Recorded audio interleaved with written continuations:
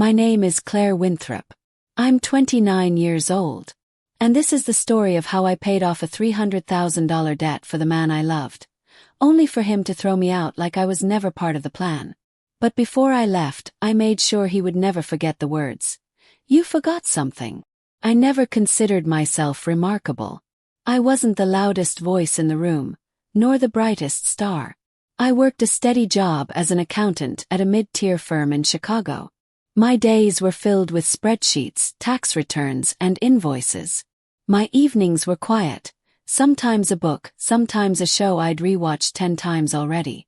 Until the night everything changed. It was at a birthday party for Emily, a coworker I barely knew outside the break room.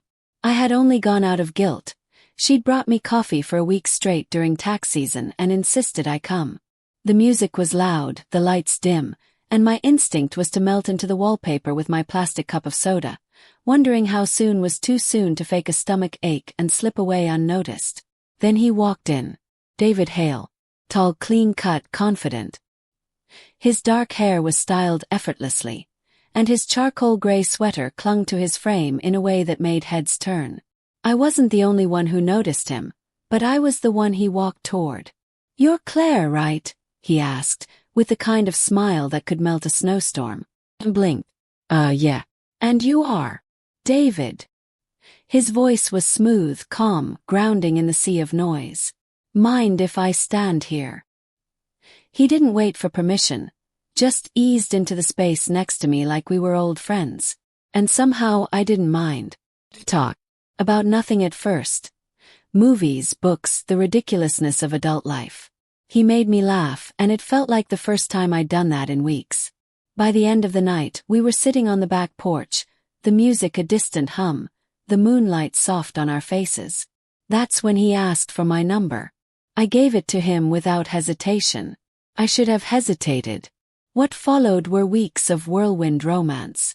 He texted me good morning and called me beautiful. He remembered my coffee order. He listened when I rambled about work stress and the new intern who still didn't know how to use Excel. Every date was thoughtful. Sunset walks by the lake, thrift shop book hunts, cozy jazz cafes. I had never felt so seen. David told me he worked in graphic design, but his dream was to become a full-time freelance artist. He showed me his sketches, portraits full of emotion, cityscapes glowing with color. I encouraged him to pursue it, offered to help create a budget for when he was ready to make the leap. I believed in him. When he introduced me to his parents, Camille and Brian, they greeted me with warmth. Camille hugged me tight and offered me her famous pecan pie. Brian shook my hand and called me kiddo, like I was already family. I hadn't grown up with much, and their affection filled a part of me that had been quietly empty for years. We married a year later in their backyard. I wore a simple lace dress, barefoot in the grass, my curls pinned back with tiny flowers. David looked at me like I was magic. For a moment I believed I was. After the wedding, we moved into my one-bedroom apartment downtown. It was cramped but cozy. David talked often about saving for a house, starting a life together, something with a garden, maybe even a dog. But he also mentioned his parents were struggling. Brian had retired early due to back problems, and Camille was caring for a sick relative. It made sense then when David gently suggested we move in with them, just for a while to save money. I agreed. That's when things began to crack. Camille's affection turned smothering. She knocked on our door at dawn, rearranged my dresser drawers, rewashed my laundry. If I spoke up, David told me she meant well. She's just trying to help, Claire. You know how she is. But it wasn't help. It was control. Then came the house repairs. Leaking roof. Faulty wiring. Outdated plumbing. David brought it up over dinner, casually. It's really unsafe. We should invest in fixing it. It adds value and it's for everyone's benefit. His parents nodded, looking at me with expectant eyes. I didn't want to seem selfish. I dipped into my savings. First $10,000, then $25,000. I thought we were a team. Then I found the mortgage documents. A debt of $250,000. Hidden. The house had already been mortgaged before we even moved in, and David hadn't said a word. I confronted him, heart in my throat. He said he didn't want to burden me. That's when he asked me to call my father. Just until we get through this, David said. Your dad's well off, right? I should have said no. I should have walked away.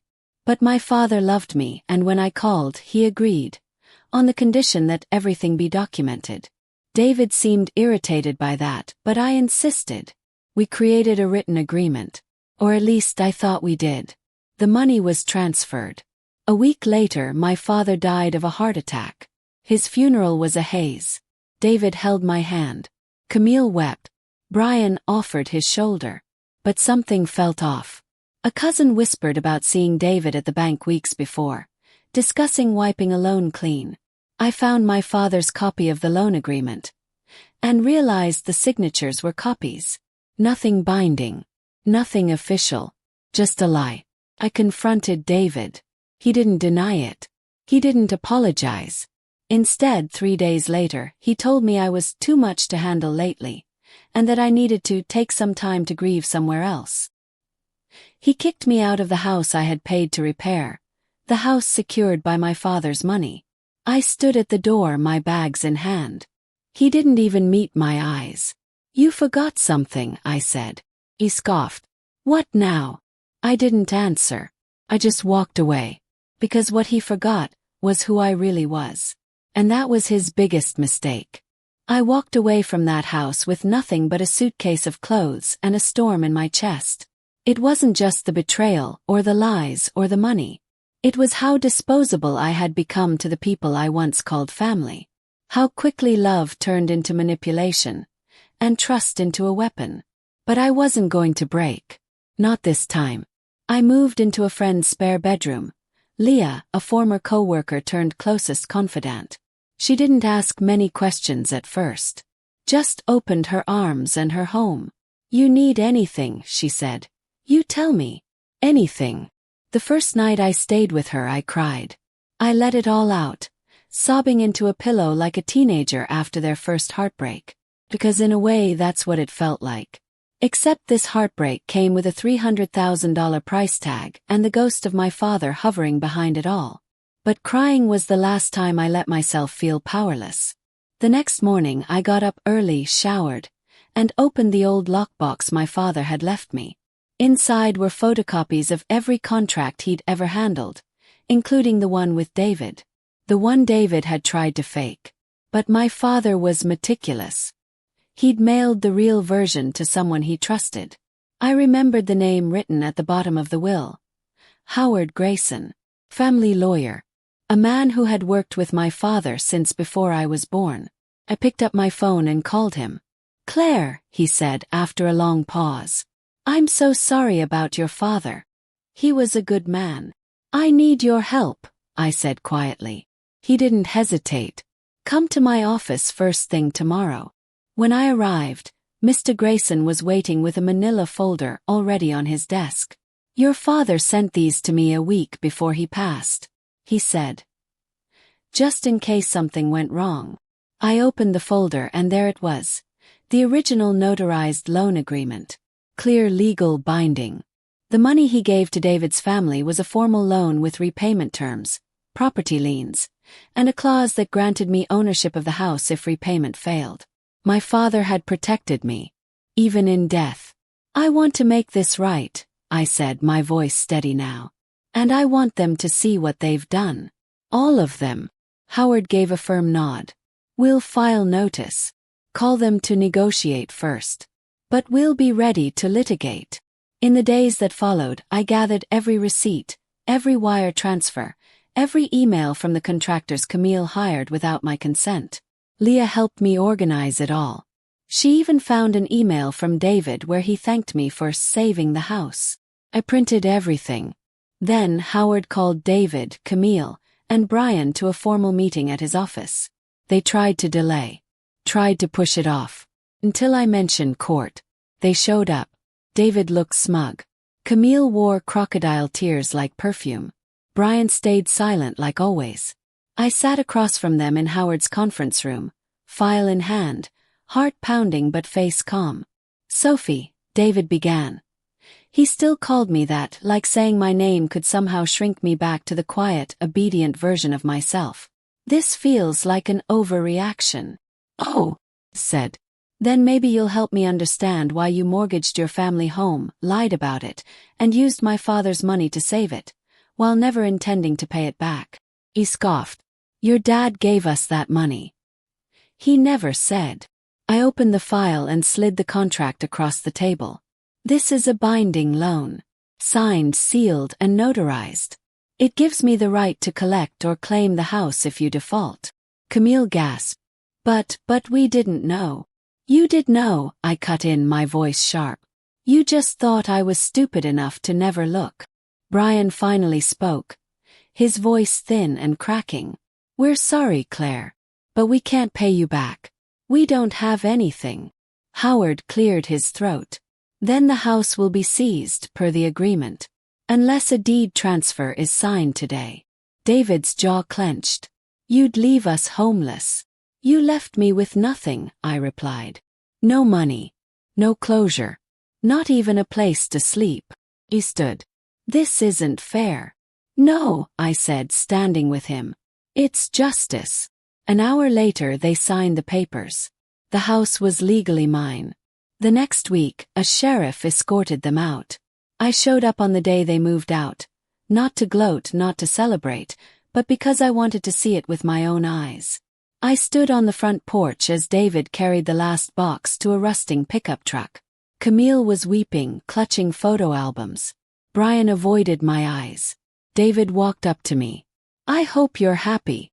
I looked him dead in the eyes. "I'm not happy. But I'm free."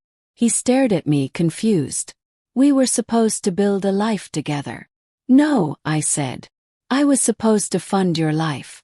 And now, you forgot something." He blinked. "You forgot who I was." He had no answer. Just silence. And then he walked away. The house was mine, but it wasn't just a structure anymore. It was a symbol of what I'd endured, of what I'd reclaimed, changed every lock, repainted every wall, donated every item Camille had left behind. I turned the master bedroom into a sanctuary, hung a portrait of my father above the fireplace. Leah helped me host a small gathering, a housewarming she called it. "This place feels alive again," she said, sipping wine on my new porch swing. He nodded. "So do I." I spent the next few weeks in silence. Not because I was broken, but because I needed to hear myself think again. After months of walking on eggshells, watching Camille peek over my shoulder, or pretending David's excuses were anything other than manipulation, I had forgotten the sound of my own instincts. But now I was back. The house was different already. I stripped down the wallpaper Camille once bragged about picking. I tore up the old carpet she never let anyone walk on with shoes. I painted the kitchen walls in a soft sage green and filled the place with sunflowers. My favorite. Every brushstroke, every nail in the wall felt like therapy. Like I was reclaiming space, breath by breath. I also dove back into work with focus like never before. My boss, Mr. Kelly, had been generous when I explained the situation. I'd taken some time off after my father passed, and again during the legal battle. But now I was back, and he welcomed me with a simple nod.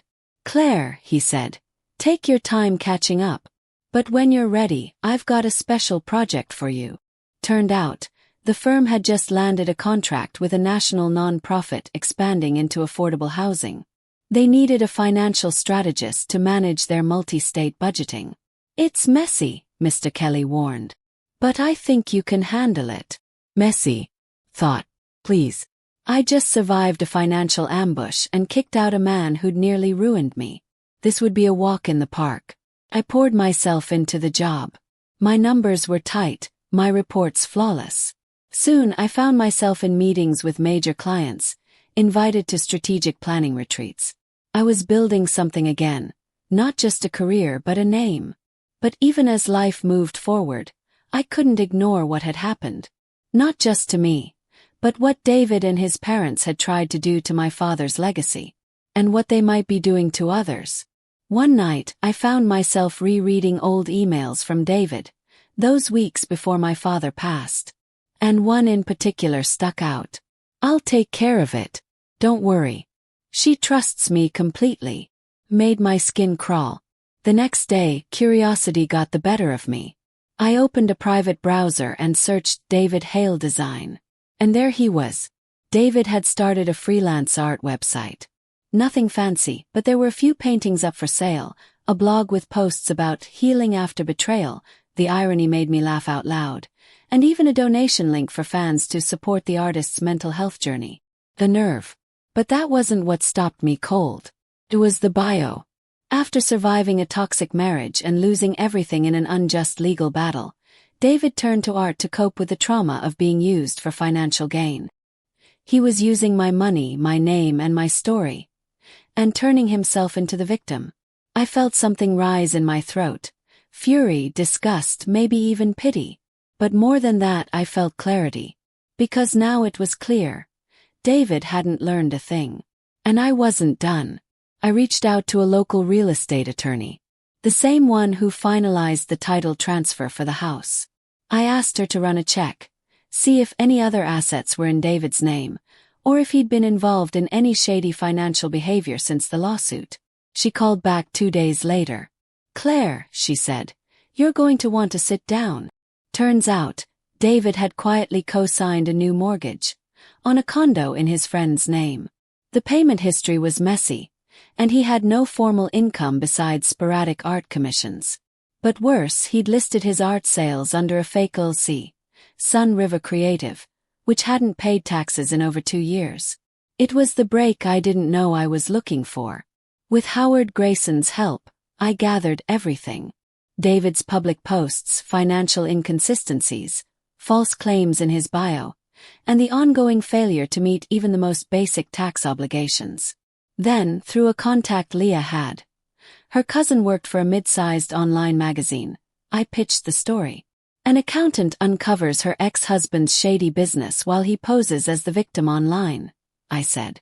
There's a paper trail, court records, and a $300,000 debt to back it up. Debit. The article went live under the headline. Man claims he was financially abused by ex-wife, but the receipts tell a different story. Within 48 hours, it was shared nearly 70,000 times.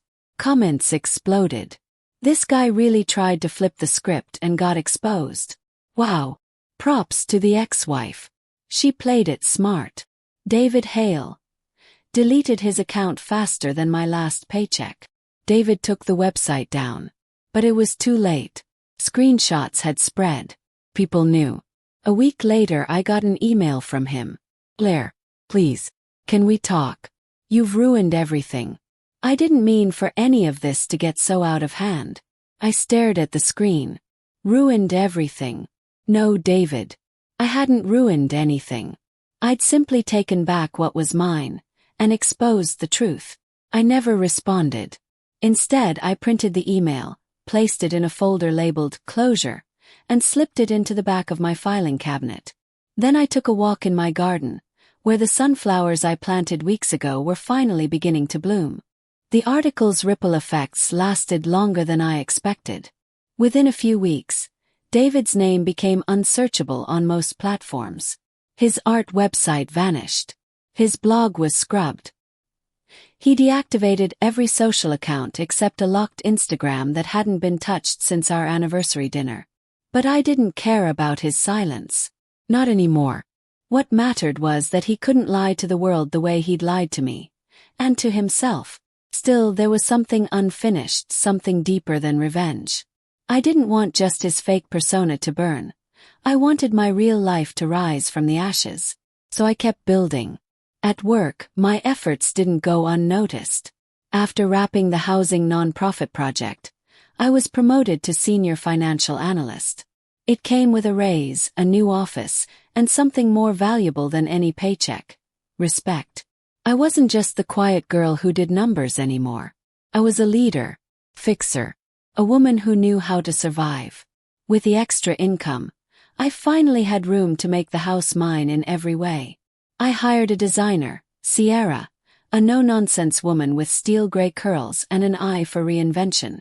We turned Camille's dull sitting room into a cozy library, painted over the beige living room with bold navy and brass, and transformed the basement into a workspace, complete with a drafting table and a vintage green banker's lamp. It was a nod to my father, the man who had always believed I could be more than just an accountant. One rainy Sunday, I opened a box labeled Dad's Office. I hadn't touched it since the funeral. Inside were notebooks filled with his handwriting, ledgers, scribbled thoughts, motivational quotes clipped from newspapers. But one page stopped me cold. Claire has more strength than she knows. If anything ever happens to me, make sure she knows that she's not just capable, she's dangerous when underestimated. I sat there for a long time, holding the note in shaking hands, rain tapping softly against the window. I think it was the first time I allowed myself to grieve without rage. To miss my father not just for what I'd lost, but for the quiet power he'd always seen in me, long before I saw it myself. That night, I lit a candle under the portrait of him above the fireplace. I whispered, "I'm okay now, Dad. I really am." And I meant it. Still, I couldn't quite shake the sense that one final thread remained. I didn't know what yet. Only that something wasn't finished. Then 2 weeks later it found me.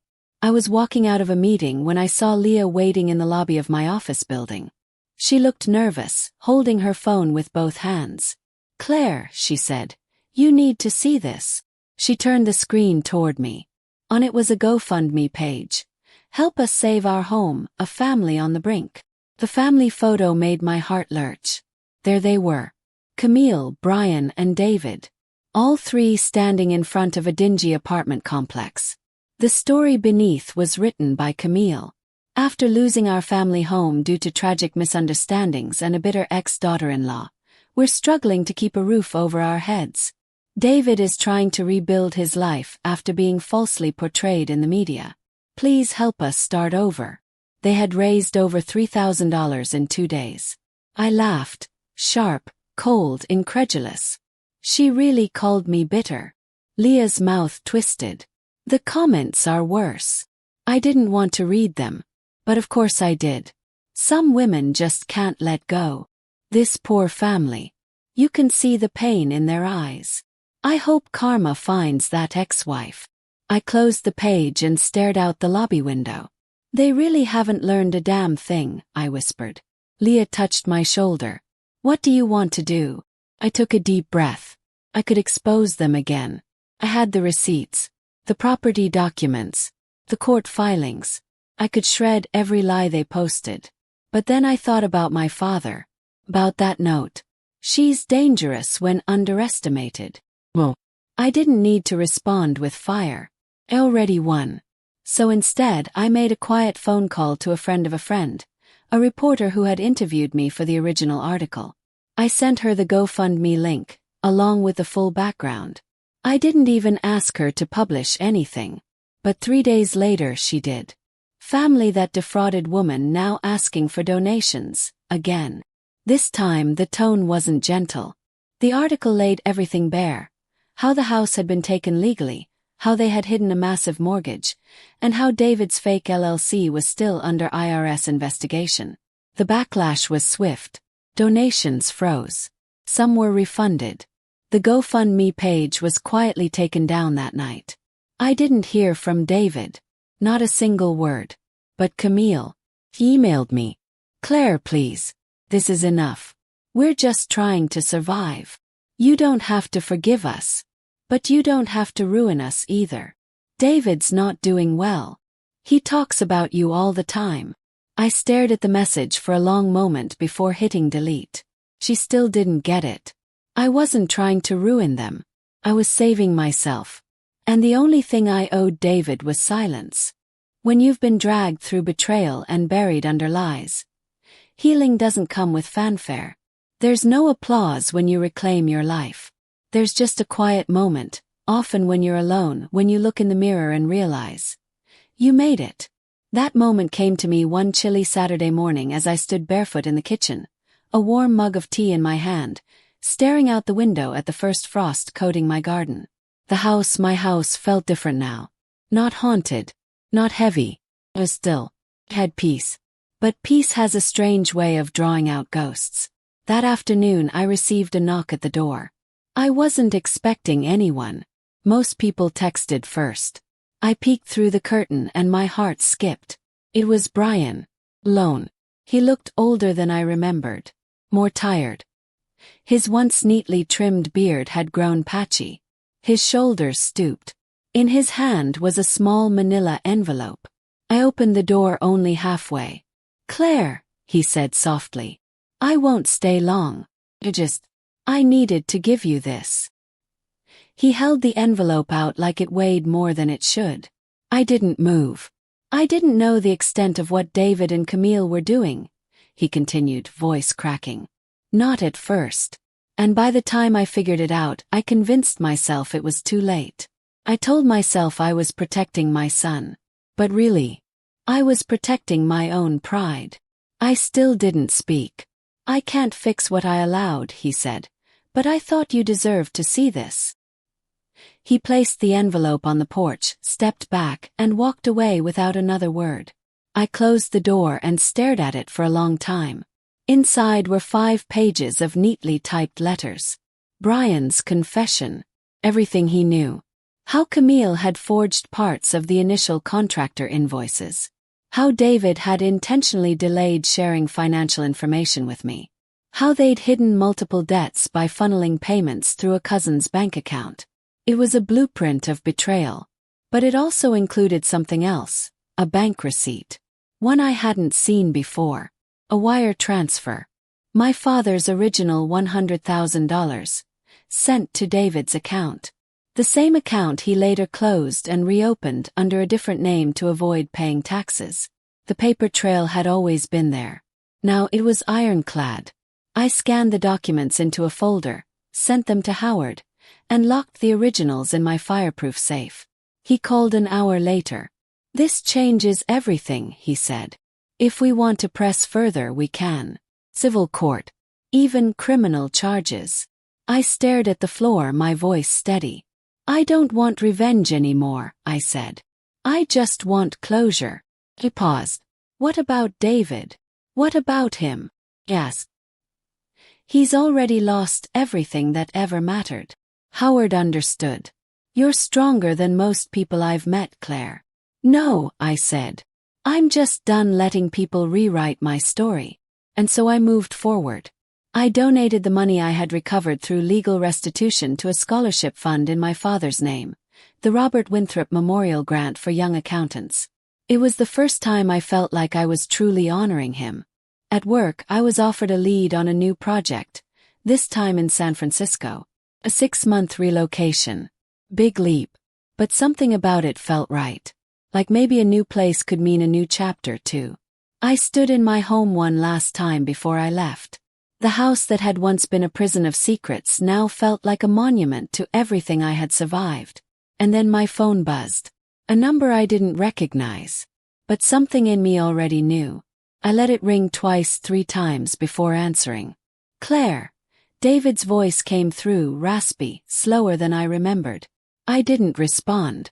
"I know you probably don't want to hear from me," he said. "But I'm not calling to ask for anything. I wanted to tell you I'm sorry." Long pause. "I know you won't believe me. And maybe I don't deserve that. But I lost everything. The house, my family, the business. I've got nothing left. And I know. I did that. To myself." Still I said nothing. "Anyway," he continued, "I hope you're okay. I mean that." And with that he hung up. I stared at the screen, waiting for a feeling. Anger, sadness, closure. But there was just stillness. He was right about one thing. He had done it to himself. I turned the phone off, stepped outside, and locked the door behind me. The plane touched down in San Francisco under a sky streaked with gold and violet. I stepped out of the terminal with nothing but a single suitcase, my laptop, and a heart that finally felt light enough to float. It wasn't just a business relocation. It was an emotional exhale. I had signed a 6-month temporary lease on a loft in Hayes Valley, High ceilings, big windows, hardwood floors that creaked under my heels like they were remembering stories of people before me. I liked that. It felt lived in. Honest. My new role at the regional expansion office was demanding, but invigorating. I was no longer a silent contributor in meetings. Now people looked to me for guidance, decisions, strategy.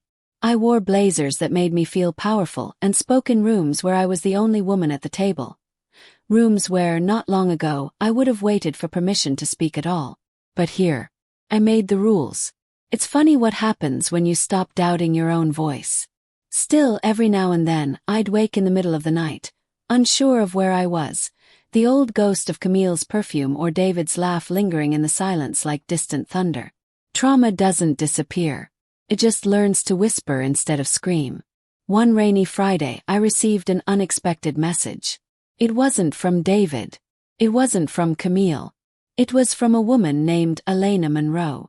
The subject line read, "You don't know me, but I know what they did to you." I opened the email cautiously. "Hi Claire. My name is Elena. I dated David after your divorce. It didn't last long, but long enough for me to see the patterns. The lies. The manipulation. He spoke about you often. And not kindly. First I believed him. But something didn't feel right. So I started digging. And I found your story, the article, the court records, even the GoFundMe lies. I wanted to say thank you. For telling the truth when so many women don't get the chance. You saved me from something darker than I even realized at the time. Got out early. Because of you. If you ever wonder whether speaking out mattered, it did. With gratitude. Elena Monroe." I read it 3 times, then set my phone down and cried. Not the bitter, guttural sobs of betrayal. These were different. These tears felt like freedom. Because for the first time since everything began, I understood something so simple, yet so powerful. My story saved someone else. That night, I did something I hadn't done in years. I pulled out my old journal, the one I used to scribble in when my father was alive, when I thought maybe, one day, I'd write a book or something. I flipped to a blank page and started writing. They thought I would break quietly. That I would leave without a trace. But I left fire in the walls they tried to bury me in. Every word felt like a piece of armor. By month 4 in San Francisco, I had built a new rhythm. Work. Morning runs. Weekend farmers markets. Random wine tastings and long walks down Valencia Street. I even made friends, real ones. People who didn't know me as the woman who'd been betrayed. Just Claire, the new girl with sharp instincts and a soft heart. And then came Julian. We met at a book signing. I was standing near the coffee table, holding a copy of a memoir about resilience. He bumped into me with his elbow, almost knocked the book from my hands. "I'm so sorry," he said, steadying the spine. "Bad aim. Good taste, though." I laughed. It wasn't forced. Talk. Laughed again. He had kind eyes and a voice that made you want to linger in conversation. He worked in sustainable architecture. Had a dog named Kip. Grew up in a military family, which explained the discipline but not the warmth. That, I learned, came from his mother. He asked if I wanted to grab a drink. I hesitated, then nodded. Over wine and city lights, he listened. Not just to the light-hearted parts of my story, but the darker corners too. I didn't give him everything. Not yet. But enough for him to understand where I'd been. And unlike David, Julian didn't try to rescue me. He simply held space for me to exist exactly as I was. By week 3, he kissed me in the rain outside my building and whispered, "I hope you know none of that scared me off." Smiled. "It should've," I teased. "I come with ghosts." "So do I," he said. "Maybe they can be friends." For the first time, I allowed myself to believe in the possibility of love again. Not the kind built on illusion, but the kind that grows slowly, with roots instead of fireworks. Still, I never forgot where I came from. And I never stopped thinking about what I could do next. One evening, I opened a blank Word doc on my laptop. Title, When They Thought I Was Done. Subtitle, The Claire Winthrop Story. Maybe it would be a memoir. Maybe a cautionary tale. Or maybe just a love letter to every woman who had ever been betrayed, belittled, or pushed aside. I didn't care if it ever made the bestseller list. I just wanted it to exist. To say I was here. Fought back. And I won. A year had passed. A full circle of seasons since David kicked me out of that house. My house. Since I uttered those 4 words that still echoed in my memory like a closing door. You forgot something. And now here I was. Sitting on the sun-warmed balcony of my San Francisco apartment, sipping coffee from a handmade ceramic mug Julian had brought back from Mendocino, and watching the city stretch awake beneath me. I no longer woke up replaying Camille's footsteps outside my bedroom or David's sighs of irritation. My life was no longer defined by their shadows. Instead, it was defined by something I never expected: peace. The book took shape slowly over those months. Not just the story of what happened to me, but the lessons no one tells you about surviving betrayal. That healing is not linear. That grief can look like rage and forgiveness can take the shape of distance. Julian read every draft, quietly offering feedback without intrusion. His presence was calm, consistent, and entirely unlike anyone I had known before. "I think your story could help a lot more people," he said one night as we sat cross-legged on the floor, surrounded by pages and tea-stained notes. "That's the goal," I said. "Not revenge. Just truth." I sent the manuscript to 3 publishers on a whim. All 3 responded. But I only needed one. By the time summer returned, the book was titled, "You Forgot Something: A Story of Betrayal, Boundaries, and Becoming." It hit pre-orders harder than expected, likely due to the original article's viral traction the year before. I started receiving messages. Hundreds of them. From women. From men. From people who had walked through manipulation and gaslighting, financial abuse and emotional cruelty. One message stood out. It was from a girl named Amy, 22. Just left her boyfriend after discovering he had been slowly draining her bank account for months. She wrote, "I thought I was the only one. Your book helped me realize I wasn't crazy. That I wasn't weak. Thank you for surviving so loudly." I cried when I read that. Because she was the version of me I once was. The girl standing at the edge of the unknown, carrying more pain than she could name. But now someone had lit a torch ahead. And that torch was mine. Julian and I didn't rush anything. We built slowly. No grand declarations, no borrowed fairy tales. Just 2 people learning to trust what was real. We moved in together after 10 months. Bought a dog. Max, a shaggy rescue mutt who loved avocado toast and hated thunderstorms. We laughed more than we fought. We forgave easily. We planned a future, not to fix our pasts, but to build something neither of us had ever known before. Safe love. Back in Chicago, I still owned the house. But I had turned it into something new. A transitional space for women escaping financially abusive relationships. With help from my firm's charity arm, I partnered with local nonprofits and converted the home into a short-term housing program. It was full within weeks. We called it the Winthrop House. The first woman who moved in told me, "This place feels like the first breath I've taken in years." Smiled. "I know exactly what you mean, David." I never heard from him again. Not directly. But I did see his name once, buried in a news brief. Something about tax evasion. Lil C fraud. He'd pleaded out, paid a fine. His name was mud in the art world now. Felt nothing. Not anger. Not joy. Just distance. That's what healing truly is. Not forgetting but not needing to feel anymore. Camille and Brian. No contact either. Sometimes I wondered if they were still together, still weaving excuses into their silences. But the wonder was fleeting, like a cloud, gone with the next breeze. One morning, standing on a stage at a women's business conference, I shared my story. Not the polished version. Raw one.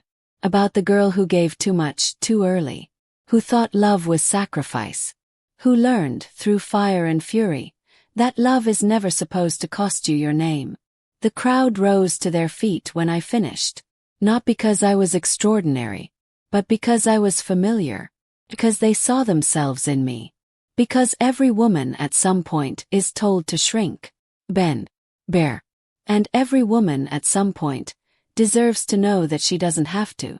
As I closed the speech, I looked out at the sea of faces and said, "Let them underestimate you. Let them think you'll break. And then, when the time is right, remind them who you are. Because sometimes the best revenge isn't destruction, it's resurrection." Applause thundered through the room. And somewhere deep inside me, I heard my father's voice say, "There she is." Claire Winthrop's journey wasn't just about revenge. It was about rebirth. From betrayal to empowerment, from silence to voice, she proved that even after the deepest wounds, there is always room to rise, and to help others rise too. What did you take away from Claire's journey? Share your thoughts in the comments. And don't forget to like, share, and subscribe to Revenge Echoes, where stories speak louder than revenge.